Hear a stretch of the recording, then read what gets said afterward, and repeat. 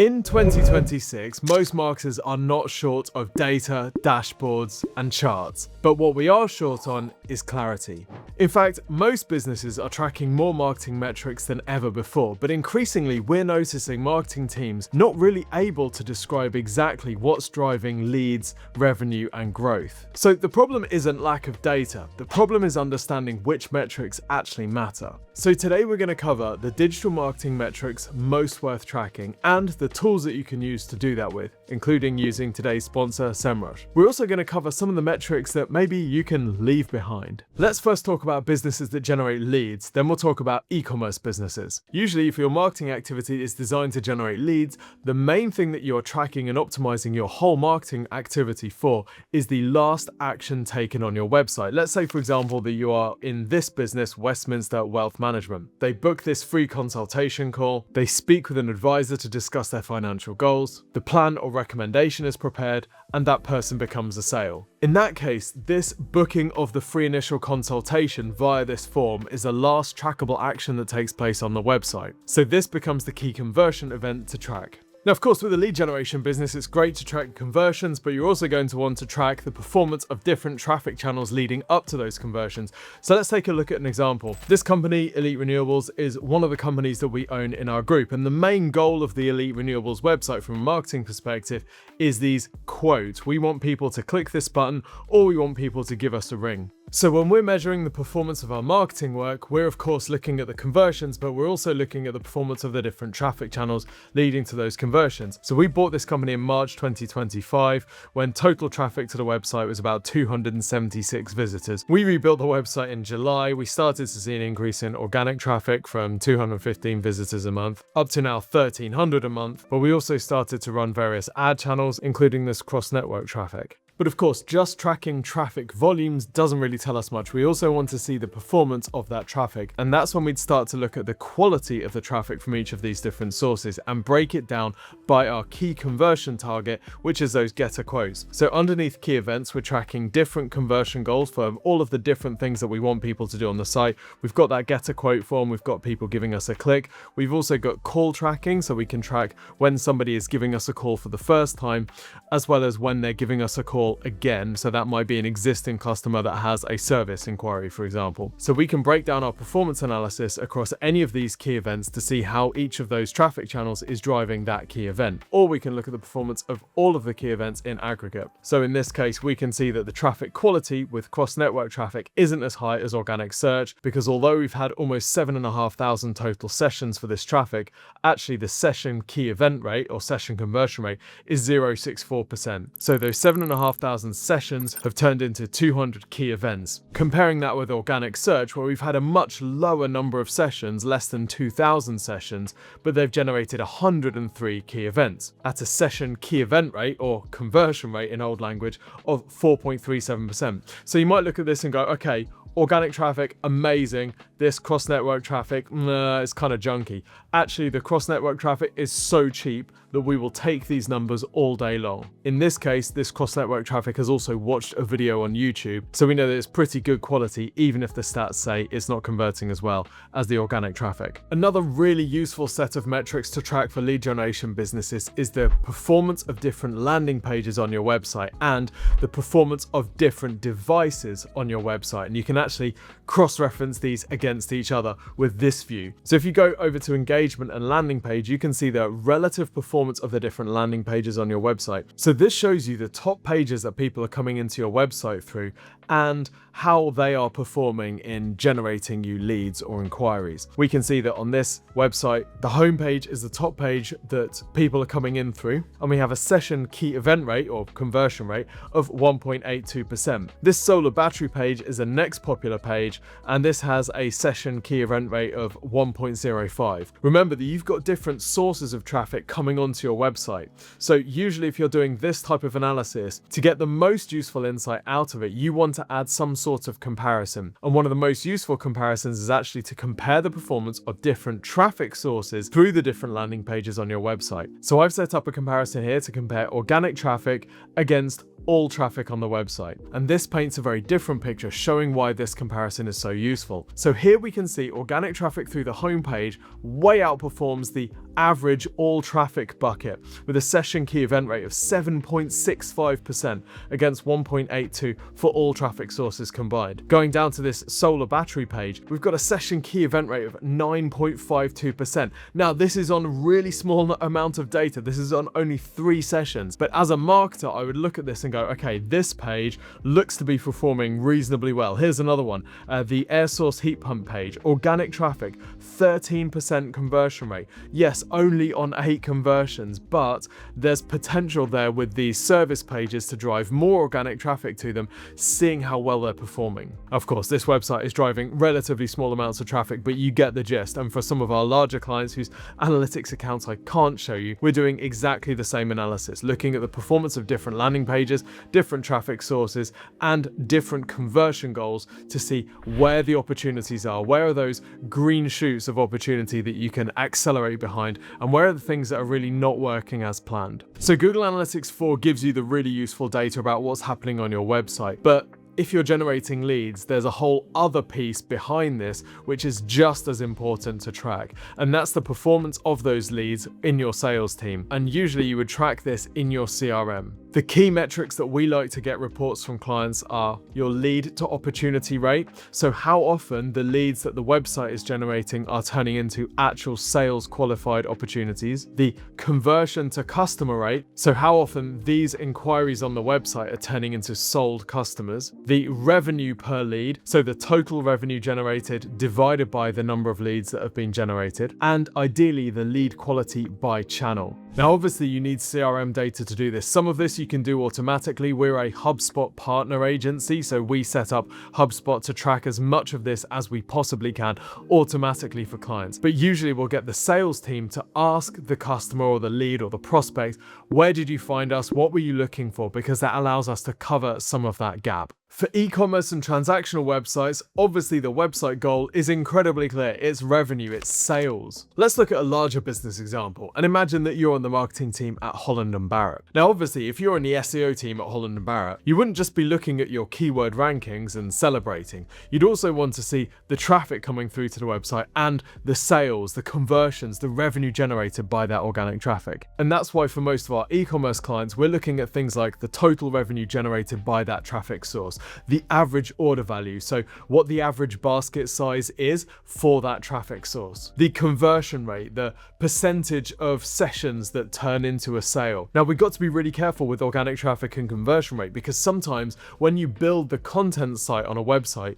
you can drive a lot more organic traffic to that website, but you can actually see your conversion rate drop because a lot of that traffic is informational, or they're researching, or they're looking for something. That doesn't mean it's bad traffic. If that traffic generates any conversions at all, then it's a win. But this just illustrates the danger of relying too heavily on setting one metric as your KPI. If you wanted to conversion rate max organic traffic, you'd cut out all informational pages on your website and probably just drive people through to your homepage and your product pages, which wouldn't make any sense. Some of the most interesting tracking for e-commerce sites in GA4 is in this purchase journey section under driving sales and in the purchase journey. This shows you how traffic moves through your website through the different stages. So you can set up different steps in your funnel. For example, on this website, we've got the session start. So someone lands on the website. We've got view the product. So they go to a product page, add to basket, begin checkout, and purchase. And we can see how the users move through this site and what the abandonment rate is at each stage. Now, that's kind of useful. It can tell you that, oh, you know, we've got a big abandonment rate between viewing the product and actually adding to the basket. So maybe our product pages are underperforming here, or maybe we're getting some unqualified traffic through to our product pages. You can diagnose this a little bit further if you set up comparisons. So I'm just going to turn on these comparisons, and now we're looking at that same journey but split between organic traffic, paid traffic, and direct traffic. So people that have just typed the website into their address bar. And what this shows us is, perhaps unsurprisingly, we've got a very different traffic performance per channel. So the organic traffic is in orange, the paid traffic is in blue, and the direct traffic is in pink. We can see the relative performance and abandonment rates at each stage. And we can see that not all traffic channels are performing equally. The paid traffic, for example, we've got a 47% abandonment rate at session start to view product, But then we've got a much higher abandonment rate between view product and add to basket at 92.8%. Whereas organic traffic, we have a bigger drop between the session start and the viewing the product, because we have a lot of informational content on the website that people are coming through to. They're not always coming through because they have purchase intent. But when they do get to those product pages, the abandonment rate is much lower. So that traffic tends to be higher quality if they get to the product pages. We've only got an 85% drop off between viewing the product and adding to the basket. In this view in GA4, you can also see the different performance of different devices. And this can be very key for an e-commerce store if they have, for example, a lot of mobile traffic, but it's not performing anywhere near the level of desktop or tablet traffic. And if you're an absolute sicko, you can look at purchase journey against the different traffic sources, against the different devices. And often for this type of thing, you might just want to export this as a CSV and throw it into ChatGPT or Gemini or Claude and get it to bring out those stories and those narratives for you, because this isn't massively intuitive. If you want the team at Exposure Ninja to take a look through your digital marketing and analyze where your performance gaps are and show you the metrics that we would recommend tracking, you can request a free website and digital marketing review from the team. Just head over to exposureninja.com and click the button. We'll analyze your website, your digital marketing, your performance across lots of different channels, including organic search, paid search, and AI search. And we'll give you a prioritized game plan that you can follow over the next 6 to 12 months to significantly increase your revenue and your conversions. All of this is completely free of charge, but there is a catch. Not everybody is eligible. So you do need to apply for this at exposureninja.com.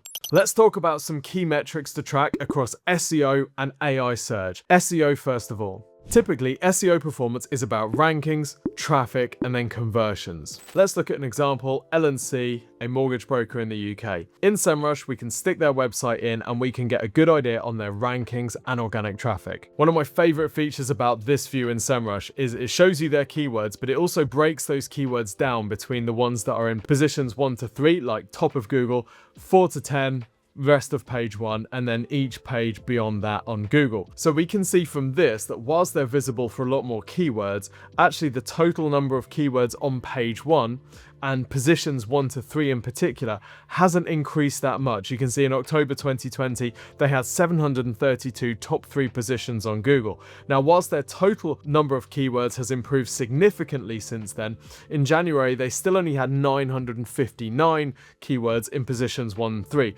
which is part of the reason why their actual organic traffic from Google has stayed pretty flat. The other reason behind their organic traffic staying pretty flat, or maybe even dropping slightly recently, is that AI overviews are going to be cannibalizing some of that traffic, but we'll talk about that in a minute. We can also see this split between total organic traffic and branded traffic. So branded traffic is people that are Googling your brand name. This can be really interesting because often you'll see an increase in branded traffic if you improve your visibility in AI search tools like ChatGPT, like Claude, and like AI overviews. Again, we'll come back to that in a minute. Semrush also gives you a really nice view on what your competitors are doing and how well. So if we just stick in here, lnc.co.uk, and we go to the competitors section, we can see that LNC has the most keywords and traffic. Here are where all their competitors sit. If we have a particular competitor we're interested in, we can dig in to see which keywords they're ranking for, and if there are any keywords that they think are a particular priority and they're paying to advertise against those, we can go and see what they're doing in PPC as well. Of course, the important thing with these sorts of metrics for SEO is that rankings aren't the ultimate goal. They're a leading indicator. Rankings should bring traffic, which should bring conversions, and it's really important that we stay anchored on the true goal of all of this, which is those conversions. This data is super useful to see what your competitors are doing, where they're putting their time and energy, and how it's going for them. But for your own marketing and for your own performance evaluation, we always try and tie things back to conversions and ideally revenue. Let's talk about AI search, because AI search is a huge new platform that is a massive focus for a lot of marketers, but it brings its own new set of metrics to track, as if we needed any more. Now, one of my favorite ways to track the performance of AI search optimization campaigns campaigns is Semrush again. They have Semrush 1, which allows you to see traditional search metrics and AI search metrics as well. So let's stick LNC into Semrush's AI visibility and see what we get. Well, here's an example of a business that's doing really well in traditional search, but maybe has a bit of work to do with AI visibility. First thing you need to do is make sure that you've chosen the right country. So in this case, LNC is UK based. So we've clicked the UK tab there. We can see visibility score is 38 out of 100, which is okay, but obviously has plenty of room for improvement. We can see their total number of mentions in AI answers has gone up, as has their number of citations, so how often they are mentioned by third-party websites. Their number of cited pages, i.e. pages on their website which are cited in AI answers, has actually dropped. So this is an area that if you were working on LNC, you'd want to put a bit of time and energy into. Semrush's AI visibility overview also gives you distribution by LLM. So this is how often your brand is being mentioned by each of the different AI tools. So ChatGPT here, clearly we have some work to do, whereas clearly AI overviews is much happier to recommend LNC in its responses. Another really useful section is brand performance. Here we've stuck in one of our clients, ZuguCase.com. We've been working with them for a while now on their AI visibility. And brand performance gives you some insight into what these AI tools are saying about your brand, how they're positioning you. So we can see, for example, that Zugu has the most positive sentiment of any of their competitor brands, even including Apple, whilst Apple does have a bit higher share of voice for now. Semrush even gives us a breakdown of the key factors that lead to that sentiment. For example, the fact that Zugu's iPad cases are multi-angle stand versatility, right? It's grading us on that performance. So this even sort of ties into product marketing and even business strategy. It really does give you an incredible level of insight into how you can improve your product and your business in order to win in AI search. And by the way, there's a 14-day free trial of Semrush 1, which gives you access to this and the regular SEO metrics. There's a link in the description. You just go to exposureninja.com/Semrush-1. If you want to run this research on your own, that is the place to start. And by the way, if you're wondering what went into this visibility and how we managed to generate this sentiment, firstly, Zugu has a fantastic product. But secondly, we built up their regular SEO visibility through all of the standard SEO playbook. We then followed the AI search optimization playbook that we roll out with all of our clients, which helps improve the quality of the content on their website and the likelihood of that content being cited in AI tools, but also their visibility and the number of mentions across the internet, in particular on the sort of key publications that these AI tools like to cite when they're forming their responses. And just like we said with SEO, it's great to track these metrics, but of course we need to tie it back to real traffic and real conversions. Where it becomes slightly tricky with AI search is that often AI visibility doesn't necessarily turn into a direct click.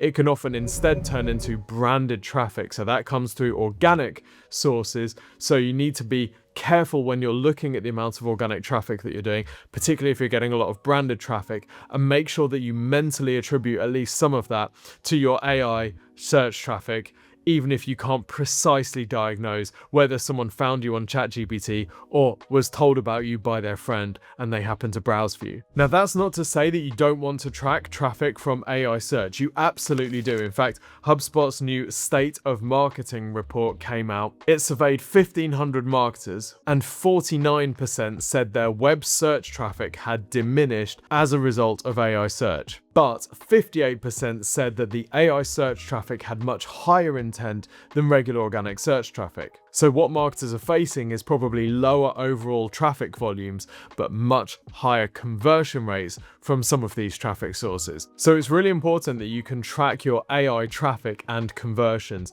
This is something that we do for our clients by building them custom reports like this one here. Here's a client that we've helped improve their AI search visibility. So this is a custom Looker Studio dashboard that we set up for our clients to help them track their traffic from AI channels like ChatGPT, Gemini, Perplexity, Claude, etc. Importantly though, this only tracks the traffic that comes directly from those platforms, like clicks on a link from one of those platforms to come onto your website.